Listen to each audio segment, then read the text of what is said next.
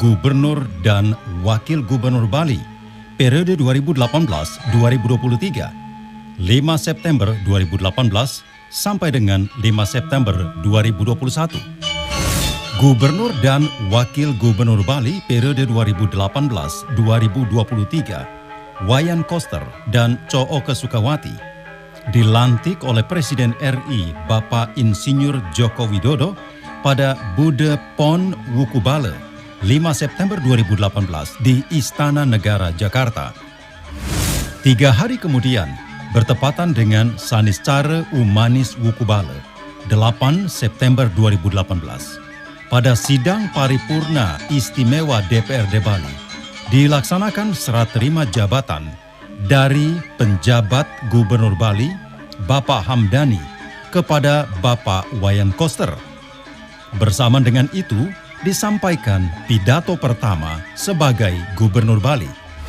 Pada acara tersebut hadir anggota DPR RI dan DPD RI Dapil Bali, Forum Koordinasi Pimpinan Daerah Provinsi Bali, Bupati, Wali Kota dan Ketua DPRD Kabupaten Kota, serta bendesa adat, kepala desa, lurah sebali, seniman, budayawan, akademisi, dan tokoh masyarakat.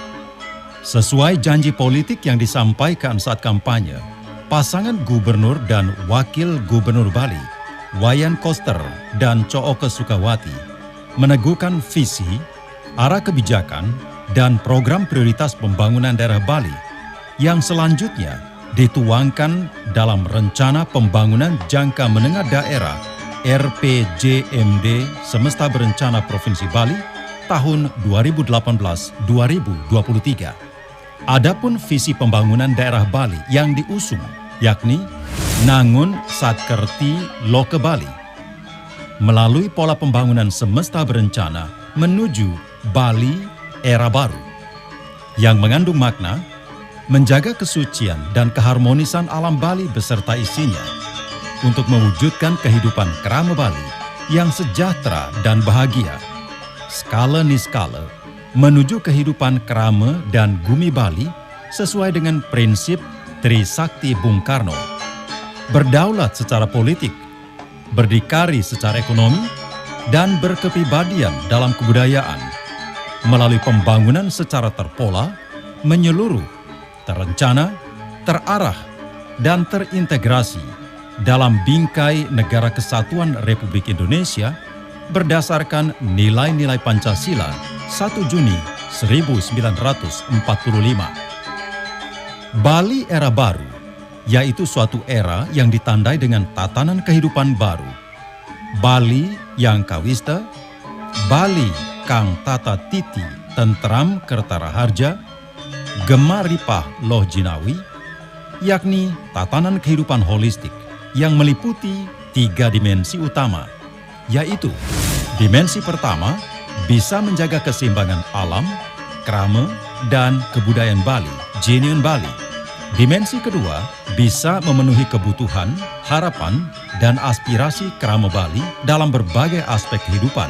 Dan dimensi ketiga, merupakan manajemen risiko atau risk management, yakni memiliki kesiapan yang cukup dalam mengantisipasi munculnya permasalahan dan tantangan baru dalam tataran lokal, nasional, dan global yang akan berdampak secara positif maupun negatif terhadap kondisi di masa yang akan datang.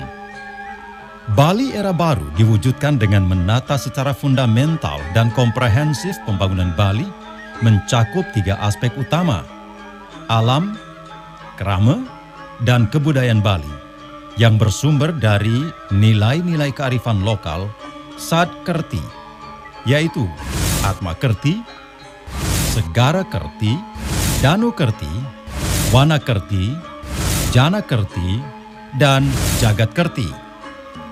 Guna mewujudkan sekaligus memastikan visi monumental tercapai, ditetapkan 5 bidang program prioritas pembangunan. Pertama, bidang pangan, sandang, dan papan. Kedua, bidang kesehatan dan pendidikan. Ketiga, bidang jaminan sosial dan ketenagakerjaan. Keempat, bidang adat, agama, tradisi, seni dan budaya. Kelima, bidang pariwisata.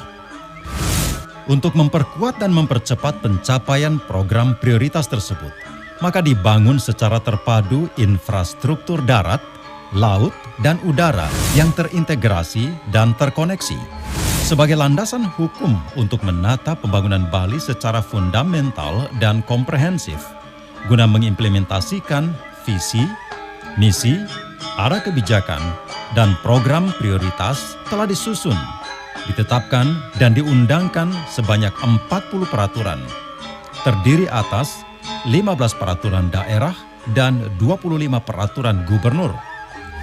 Produk hukum dasar terdiri dari 4 peraturan daerah. Produk hukum untuk prioritas bidang pangan, sandang, dan papan terdiri dari 7 peraturan. Produk hukum untuk prioritas bidang kesehatan dan pendidikan terdiri dari 5 peraturan.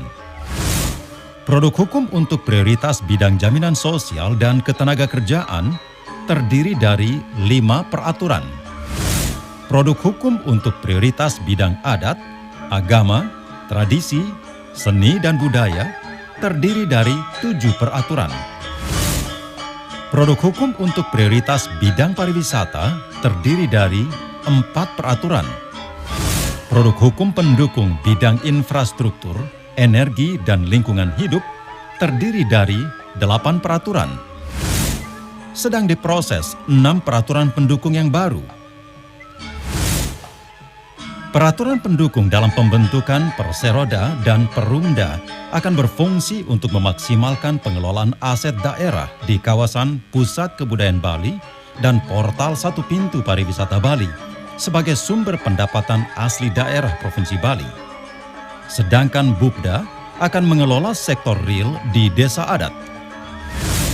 Bersamaan dengan pencapaian bidang legislasi itu, 3 tahun kepemimpinan pasangan gubernur dan wakil gubernur Bali, Wayan Koster dan Co Oke Sukawati, telah berhasil mencapai hasil yang fenomenal dalam berbagai bidang pembangunan. Pencapaian bidang pangan, sandang, dan papan, meningkatnya ekspor hasil pertanian, perikanan, dan kerajinan rakyat, ekspor manggis ke Tiongkok dan Uni Emirat Arab, kakao ke Jepang dan Eropa, buah naga ke Tiongkok, dan jeruk nipis ke Maladewa. Pengembangan dan fasilitasi izin edar, kemasan, branding industri, dan promosi arak Bali. Penguatan produk industri sandang bekerja sama dengan Dekranasda Provinsi Bali, antara lain pelestarian dan promosi tenun songket, tenun endek, dan produk cindramata. Fasilitasi pameran produk IKM UMKM Bali Bangkit dan pameran lukisan oleh Dekranasda Provinsi Bali secara online dan offline tahun 2020 dan 2021 dalam masa pandemi COVID-19. Keberpihakan pada pelaku UMKM melalui pembebasan biaya sewa stand pameran pada Pesta Kesenian Bali tahun 2019 dan 2021.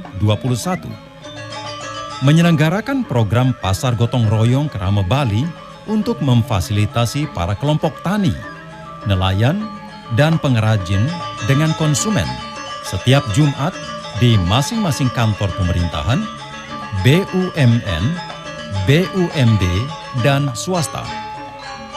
Pencapaian bidang kesehatan, melaksanakan pelayanan Jaminan Kesehatan Nasional Kerama Bali Sejahtera JKN-KBS yang mencapai 91,29% Universal Health Coverage UHC.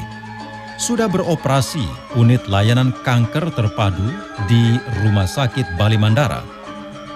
Pencapaian bidang pendidikan, pemuda, dan olahraga. Telah dan sedang dibangun sebanyak 10 SMA, SMK baru di Denpasar, Karangasem, Badung, dan Gianyar untuk meningkatkan kapasitas pelayanan pendidikan sejalan dengan meningkatnya siswa baru.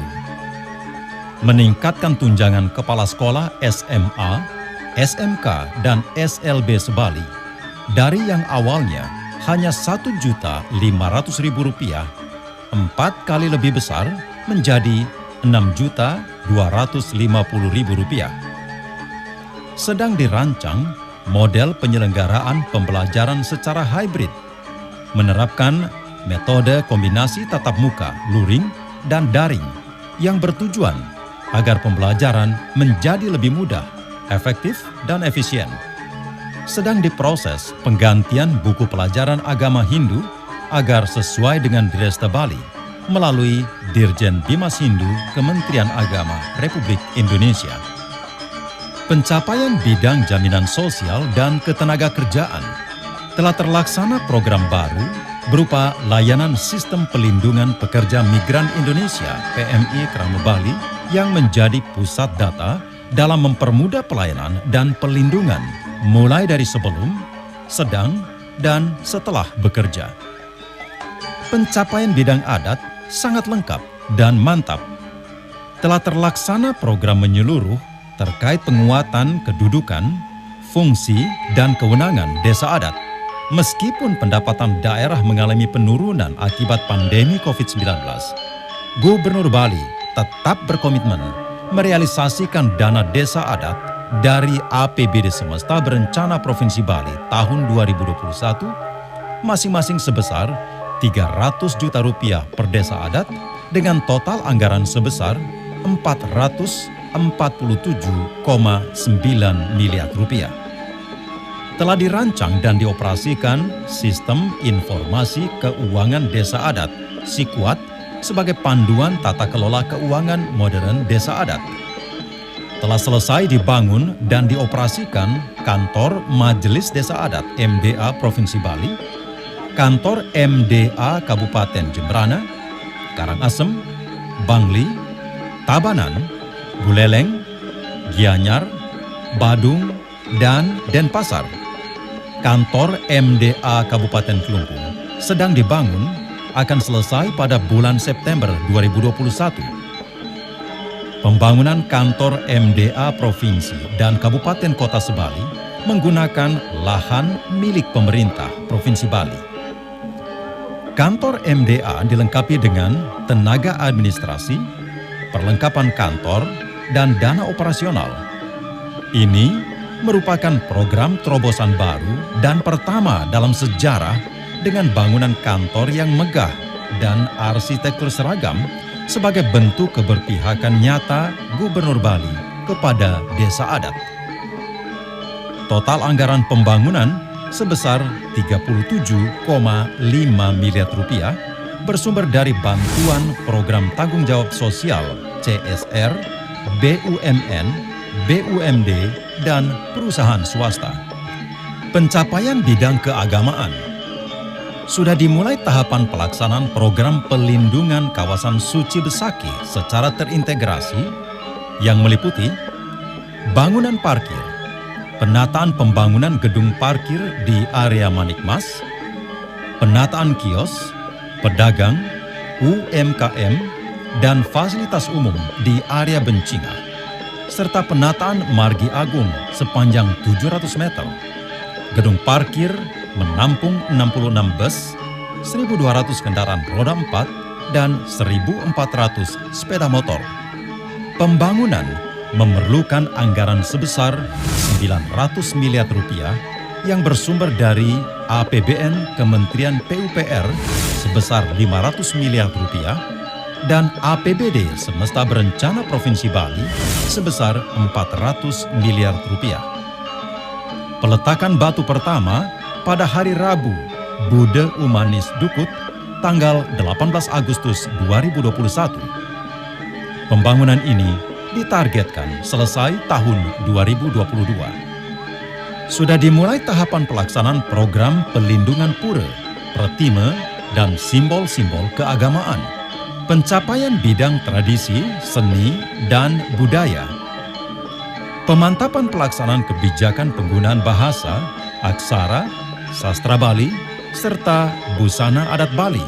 Pemantapan penyelenggaraan Bulan Bahasa Bali setiap tahun pada bulan Februari. Tahun ini diselenggarakan secara virtual. Peningkatan kualitas penyelenggaraan Pesta Kesenian Bali tahun ini diselenggarakan secara hybrid, luring, dan daring. Pemantapan penyelenggaraan Bulan Bung Karno setiap tahun pada bulan Juni di tingkat provinsi dan kabupaten kota sampai di desa kelurahan sebali. Tahun ini diselenggarakan secara hybrid, luring, dan daring. Pemantapan penyelenggaraan Festival Seni Bali Jani setiap tahun pada bulan Oktober. Tahun ini akan diselenggarakan secara hybrid, luring, dan daring. Pelaksanaan pembangunan kawasan pusat kebudayaan Bali. Kawasan Pusat Kebudayaan Bali merupakan program yang sangat monumental untuk penguatan dan pemajuan kebudayaan Bali. Pembangunan kawasan memerlukan lahan seluas 334 hektar, terdiri dari lahan milik masyarakat dan lahan milik negara. Kawasan Pusat Kebudayaan Bali terdiri dari zona inti, zona penyangga, dan zona penunjang. Pembangunan kawasan Pusat Kebudayaan Bali memerlukan anggaran sekitar 2,5 triliun rupiah bersumber dari APBN, APBD Semesta Berencana Provinsi Bali, dan pinjaman tanpa bunga Program Pemulihan Ekonomi Nasional (PEN). Pencapaian bidang pariwisata. Memantapkan tata kelola pariwisata Bali. Kepada semua warga negara asing yang akan berkunjung ke Indonesia, khususnya ke Bali, agar tetap menghormati hukum yang berlaku di Indonesia dan menghormati serta secara bersama-sama menjaga nilai-nilai budaya yang ada di Provinsi Bali, yang menjadi nilai-nilai yang adiluhung yang dihormati oleh masyarakat Bali. Dan kita berharap ini juga agar dihormati oleh siapapun juga yang berkunjung ke Provinsi Bali, agar nilai-nilai budaya Bali yang merupakan warisan leluhur kami di Bali itu tetap mendapat tempat yang mulia, terhormat di hadapan seluruh masyarakat dunia. Anda cinta Bali? Anda hormati Bali? Anda ingin lagi datang ke Bali?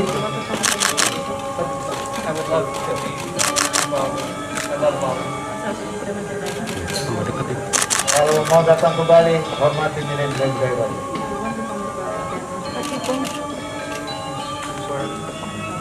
Tidak boleh melakukan ini lagi. Dilarang keras. Santun tertib di Bali. Oke?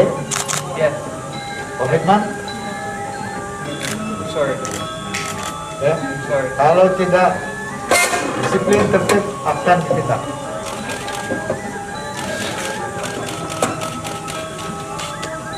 Sorry.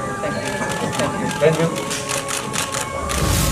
Menyusun dan melaksanakan sistem portal satu pintu pariwisata Bali yang akan dikelola oleh Perumda Bali. Gubernur Bali, Wayan Koster, membuktikan keseriusannya membangun infrastruktur darat, laut, dan udara secara terintegrasi dan terkoneksi dengan pencapaian sangat nyata.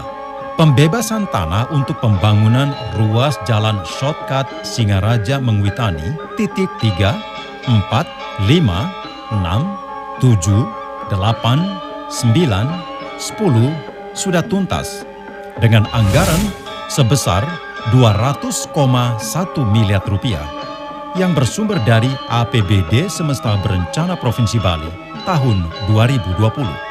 Melanjutkan pembangunan ruas jalan shortcut Singaraja Mengwitani pada titik 7 dan 8 dengan anggaran sebesar 145 miliar rupiah yang bersumber dari APBN Kementerian PUPR tahun anggaran 2021-2022. Peletakan batu pertama telah dilaksanakan pada hari Kamis Respati Umani Sinta 2 September 2021.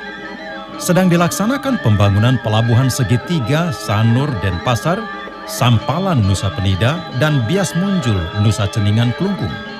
Total anggaran yang diperlukan sebesar 560 miliar rupiah bersumber dari APBN Kementerian Perhubungan. Pelabuhan Sampalan Nusa Penida akan selesai bulan Oktober tahun 2021. Pelabuhan Bias Munjul, Nusa Ceningan, dan Pelabuhan Sanur akan selesai tahun 2022. Pembangunan sungai buatan, normalisasi Tukat Unda sebagai zona penyangga kawasan pusat kebudayaan Bali. Total anggaran sebesar 313 miliar rupiah bersumber dari APBN Kementerian PUPR. Pembangunan dilaksanakan mulai tahun 2020 dan selesai tahun 2022.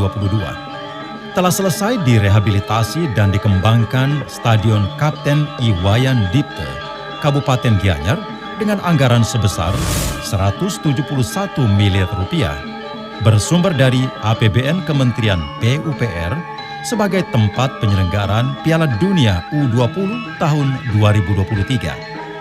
Sedang diselesaikan pembangunan Pasar Sukawati Blok A, B, dan C Gianyar dengan total anggaran sebesar 167 miliar rupiah bersumber dari APBN Kementerian PUPR selesai akhir tahun 2021. Penyediaan infrastruktur sumber daya air, fasilitasi pembangunan bendungan Sidan di wilayah perbatasan Kabupaten Badung, Gianyar, dan Bangli di atas lahan seluas 82,7 hektar.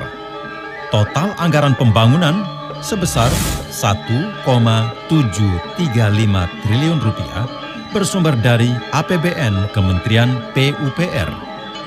Pembangunan dilaksanakan mulai tahun 2020 dan selesai tahun 2023. Fasilitasi pembangunan bendungan Tamblang di Kabupaten Buleleng di atas lahan 79 hektar. Total anggaran pembangunan sebesar 793,8 miliar rupiah bersumber dari APBN Kementerian PUPR. Pembangunan dilaksanakan mulai tahun 2020 dan selesai tahun 2022. Program Bali Mandiri Energi dengan energi bersih. Kebijakan penyediaan energi listrik di Bali diarahkan menuju Bali Mandiri Energi dengan energi bersih. Bidang lingkungan hidup dan pelestarian tanaman lokal Bali. Memantapkan pelaksanaan program pembatasan timbulan sampah plastik sekali pakai. Mulai melaksanakan program pengelolaan sampah berbasis sumber di desa kelurahan dan desa adat sesuai pedoman yang telah disusun dengan slogan Desaku Bersih tanpa mengotori desa lain. Memantapkan pelaksanaan program pelindungan danau, mata air, sungai, dan laut. Percepatan pelaksanaan program pertanian organik. Penyediaan dan pengelolaan data serta sistem informasi. Melanjutkan pelaksanaan program bidang teknologi informasi berupa penyediaan layanan Wi-Fi gratis dengan target 1.828 titik untuk semua desa adat, puskesmas, objek wisata, dan SMA, SMK, SLB se-Bali guna mendukung aktivitas muda milenial Bali. Gubernur Bali, Wayan Koster, memiliki komitmen kuat dalam meningkatkan kualitas tata kelola pemerintahan yang efektif, efisien, transparan, akuntabel, dan bersih dari korupsi dengan menerapkan tata kelola pemerintahan berbasis elektronik. Dalam rangka menyelenggarakan pemerintahan efektif, efisien, transparan, akuntabel, serta bersih dari korupsi, pemerintah Provinsi Bali melakukan reformasi birokrasi yang ditandai dengan memantapkan pelaksanaan sistem pelayanan administrasi dan kinerja kepegawaian berbasis elektronik bagi ASN di lingkungan pemerintah Provinsi Bali dan pemerintah Kabupaten Kota se-Bali. Dengan sistem ini, maka proses kenaikan jabatan fungsional dan golongan menjadi lebih sederhana, lebih cepat, dan lebih tepat, serta tanpa biaya. Merampingkan organisasi perangkat daerah. Tahap pertama tahun 2019 dari 49 menjadi 41. Tahap kedua tahun 2021 dari 41 menjadi 38. memantapkan program koordinasi, supervisi, dan pencegahan korupsi di lingkungan pemerintah Provinsi Bali dan Kabupaten Kota Sebali atas arahan Komisi Pemberantasan Korupsi (KPK), menerapkan sistem laporan pengaduan masyarakat online yang terintegrasi dengan sistem pelayanan pengaduan pelayanan publik nasional atau SP4N yang disebut SPAN Lapor. Yang cukup menggembirakan adalah prestasi pencapaian kinerja pembangunan. Tingkat kemiskinan sebesar 4,53%, terendah di bawah rata-rata nasional sebesar 10,14%. Data BPS Maret 2021. Tingkat pengangguran sebesar 5,42%, di bawah rata-rata nasional sebesar 6,26%.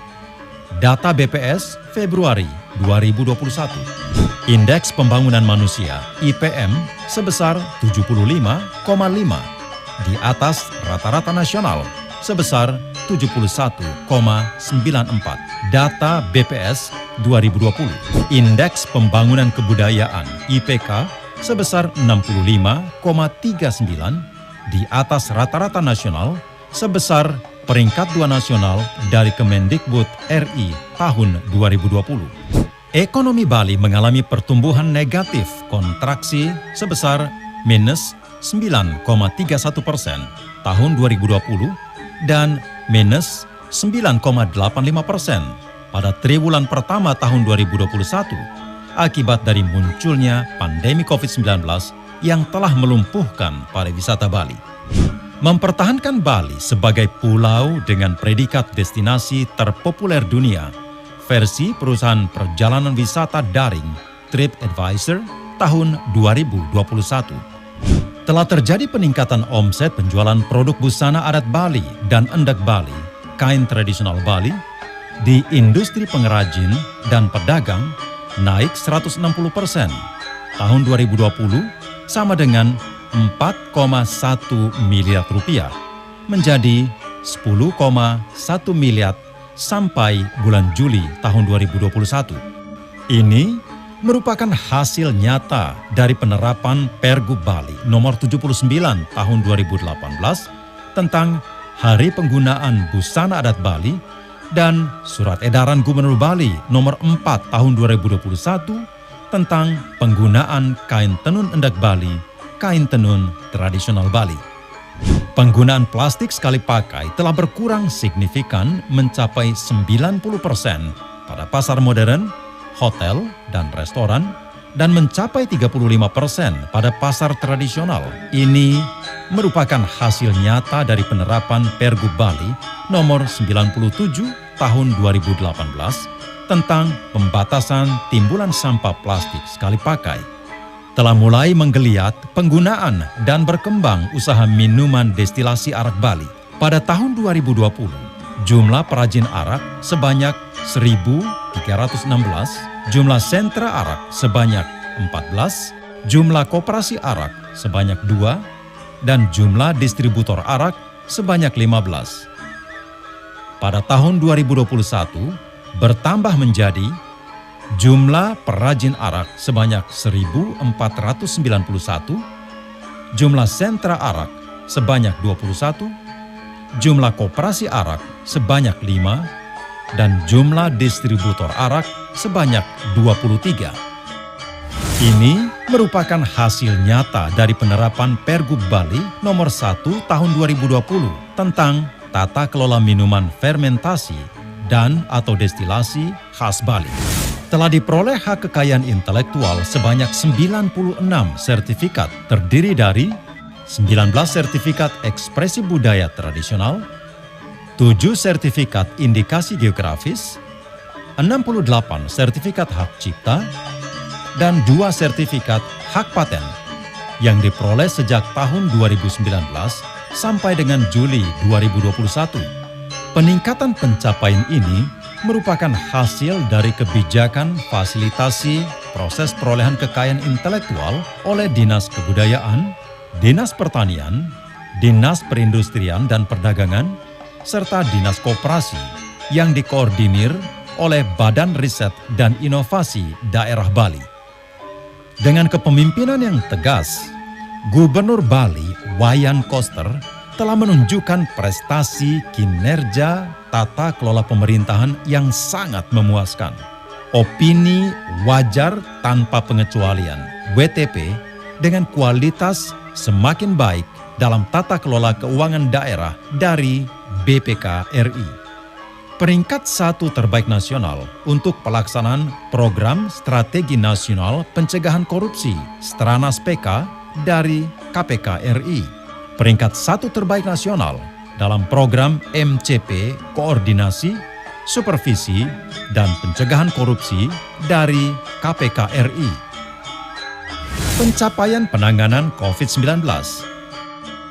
Penanganan COVID-19 meliputi 3 hal. Pengendalian jumlah kasus baru positif COVID-19, peningkatan angka kesembuhan, dan pengendalian angka kematian. Dalam pengelolaan penanganan tersebut, Bali masih memperoleh penilaian dengan kategori baik dari pemerintah pusat. Pemerintah Provinsi Bali bersama Pangdam 9 Udayana dan Kapolda Bali beserta jajaran, Bupati, Wali Kota, Kepala Desa, Lurah, dan Bendesa Adat Sebali, serta berbagai komponen masyarakat terus bekerja keras dalam penanganan pandemi COVID-19 agar semakin baik. Pencapaian vaksinasi tertinggi di Indonesia, vaksin suntik ke-1 mencapai di atas 100% dari target 3 juta penduduk yang divaksin, dan vaksin suntik kedua ditargetkan selesai pada akhir bulan September 2021. Dengan pencapaian vaksinasi ini, diharapkan akan terbentuk herd immunity atau kekebalan kelompok. Kita semua, Krama Bali, patut bersyukur dan mengapresiasi karena dalam waktu 3 tahun kepemimpinan telah berhasil memberlakukan 40 peraturan baru yang benar-benar sangat progresif, transformatif, dan inovatif, berkaitan dengan kebijakan dan upaya dalam menjaga alam, krama, dan kebudayaan Bali. Sejumlah pihak mengapresiasi bahwa peraturan tersebut sangat berpihak pada kearifan lokal serta berhasil menjadi pendorong perubahan sosial dalam membangun tatanan kehidupan era baru. Peraturan yang berkaitan dengan kebijakan untuk menjaga alam Bali yang bersih antara lain pembatasan timbulan sampah plastik sekali pakai, pengelolaan sampah berbasis sumber, pelindungan danau, mata air, sungai, dan laut, pelestarian tanaman lokal Bali, sistem pertanian organik, Bali energi bersih, dan kendaraan bermotor listrik berbasis baterai. Peraturan yang berkaitan dengan kebijakan untuk meningkatkan kualitas krama Bali agar sejahtera dan bahagia antara lain penyelenggaraan ketenagakerjaan, penyelenggaraan kesehatan, pemasaran dan pemanfaatan produk pertanian, perikanan dan industri lokal Bali, tata kelola minuman destilasi arak Bali, jaminan kesehatan krama Bali sejahtera, pelayanan kesehatan tradisional Bali, dan sistem pelindungan pekerja migran Indonesia Krama Bali, PMI Krama Bali. Peraturan yang berkaitan dengan kebijakan untuk menguatkan dan memajukan adat istiadat, tradisi, seni budaya, dan kearifan lokal Bali antara lain penguatan desa adat, penguatan dan pemajuan kebudayaan Bali, Hari Penggunaan Busana Adat Bali, pelindungan dan penggunaan bahasa, aksara, dan sastra Bali, serta penyelenggaraan Bulan Bahasa Bali, pelindungan pura, pertima, dan simbol keagamaan, serta penggunaan kain endek Bali, kain tradisional tenun Bali. Patut diakui bahwa banyak hal baru yang akhirnya berhasil dirumuskan menjadi peraturan. Dari tidak mungkin menjadi mungkin, dari tidak ada menjadi ada, dari yang sejak lama hanya diimpikan, sekarang menjadi kenyataan, bahkan bisa mewujudkan sesuatu yang sebelumnya sama sekali tidak pernah terbayangkan. Atas pencapaian tersebut, Gubernur Bali Wayan Koster dan Wakil Gubernur Bali Cooke Sukawati menyampaikan apresiasi dan penghargaan kepada pimpinan dan anggota DPRD Provinsi Bali, Forum Koordinasi Pimpinan Daerah Provinsi Bali, aparatur pemerintahan Provinsi Bali, Bupati, Wali Kota, Camat, Kepala Desa, Lurah, dan Bendesa Adat Sebali, serta seluruh kerama Bali. Tidak lupa, ucapan terima kasih disampaikan kepada pihak yang telah menyampaikan baik saran konstruktif maupun kritik keras pedas terhadap kritik keras dan pedas yang disampaikan melalui media sosial tersebut. Gubernur dan Wakil Gubernur Bali memandang sebagai suatu kepedulian dan tanggung jawab bersama dalam pelaksanaan pembangunan Bali. Selanjutnya, Gubernur dan Wakil Gubernur Bali mengajak seluruh semeton kerama Bali agar berpartisipasi aktif, solid bergerak dalam menyukseskan visi Nangun Satkerti Loke Bali melalui pola pembangunan semesta berencana untuk Bali